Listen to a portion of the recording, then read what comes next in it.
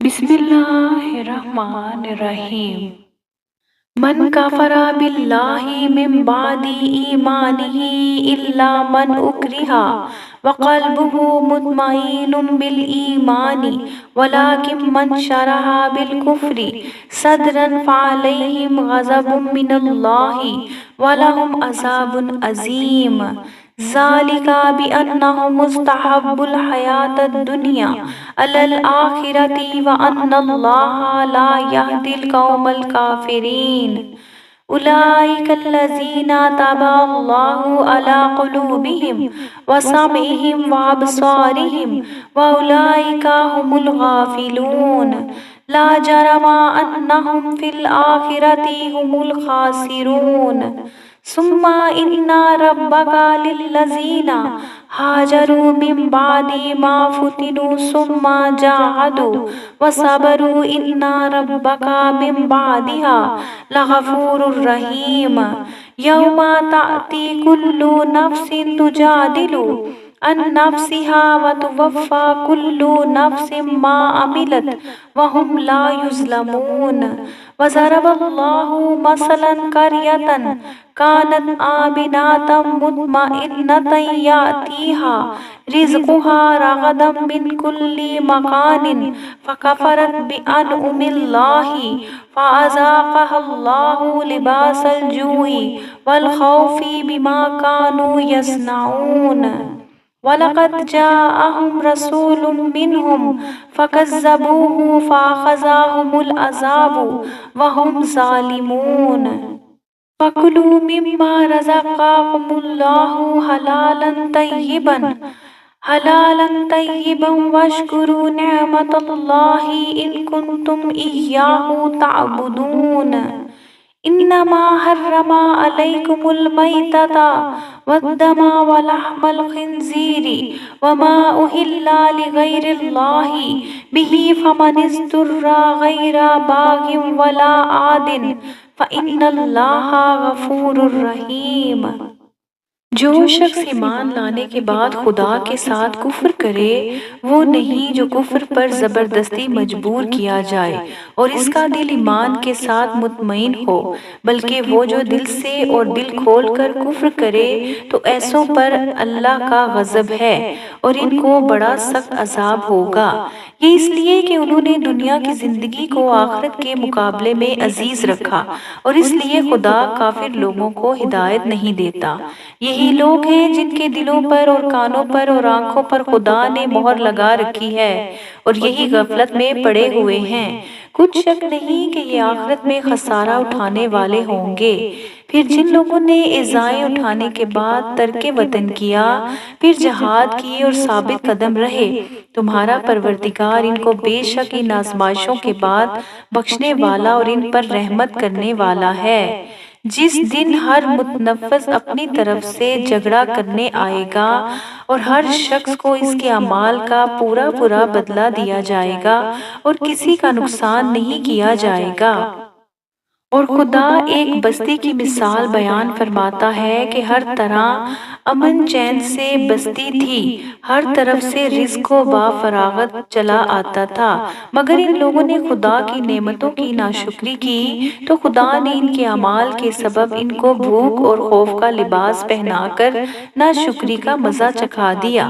اور ان کے پاس انہی میں سے ایک پیغمبر آیا تو انہوں نے اس کو جھٹلایا، سو ان کو عذاب نے آ پکڑا اور وہ ظالم تھے۔ بس خدا نے جو تم کو حلال طیب رزق دیا ہے اسے کھاؤ اور اللہ کی نعمتوں کا شکر کرو اگر اسی کی عبادت کرتے ہو۔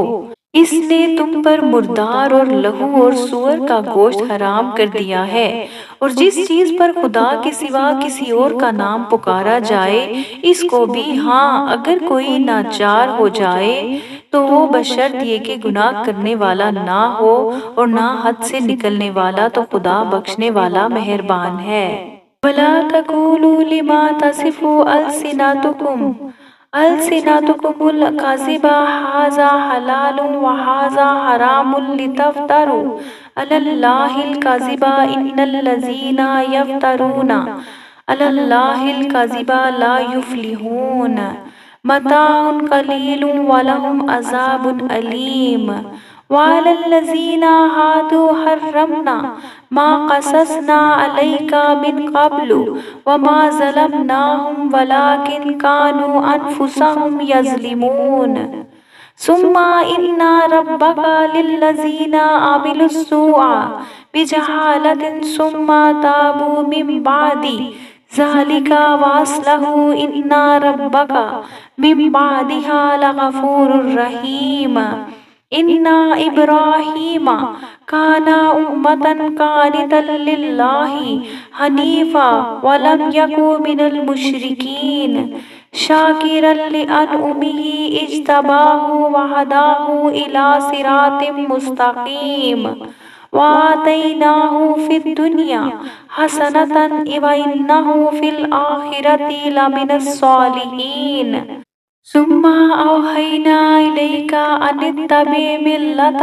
إبراهيم حنيفا وما كان من المشركين إنما جعل السبت على الذين اختلفوا فيه وإن ربك ليحكم بينهم يوم القيامة فيما كانوا فيه يختلفون ادعو إلى سبيل ربك بالحكمة والموعظة الحسنة وجادلهم بالتي هي أحسن إن ربك هو أعلم بمن ضل عن سبيله وهو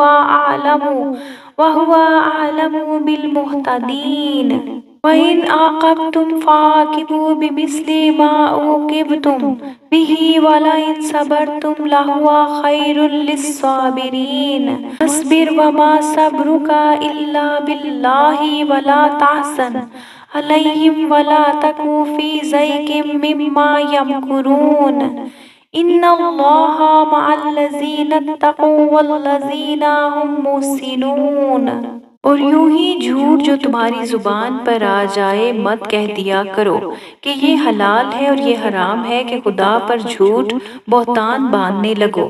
جو لوگ خدا پر جھوٹ بہتان باندھتے ہیں ان کا بھلا نہیں ہوگا۔ جھوٹ کا فائدہ تو تھوڑا سا ہے مگر اس کے بدلے ان کو عذاب علیم بہت ہوگا۔ چیزیں ہم تم سے پہلے بیان کر چکے ہیں وہ ہم نے یہودیوں پر حرام کر دی تھی اور ہم نے ان پر کچھ ظلم نہیں کیا بلکہ وہی اپنے آپ پر ظلم کرتے تھے۔ پھر جن لوگوں نے نادانی سے برا کام کیا پھر اس کے بعد توبہ کی اور نیکوکار ہو گئے تو تمہارا پروردگار ان کو توبہ کرنے اور نیکوکار ہو جانے کے بعد بخشنے والا اور ان پر رحمت کرنے والا ہے۔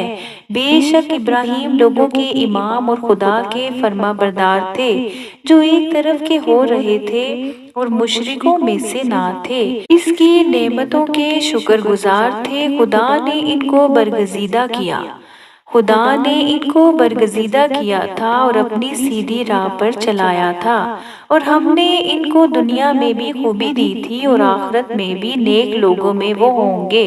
پھر ہم نے تمہاری طرف وہی بھیجی کہ دین ابراہیم کی پیروی اختیار کرو جو ایک طرف کے ہو رہے تھے اور مشرکوں میں سے نہ تھے۔ ہفتے کا دن تو انہی لوگوں کے لیے مقرر کیا گیا تھا جنہوں نے اس میں اختلاف کیا اور تمہارا پروردگار قیامت کے دن ان میں ان باتوں کا فیصلہ کر دے گا جن میں وہ اختلاف کرتے تھے۔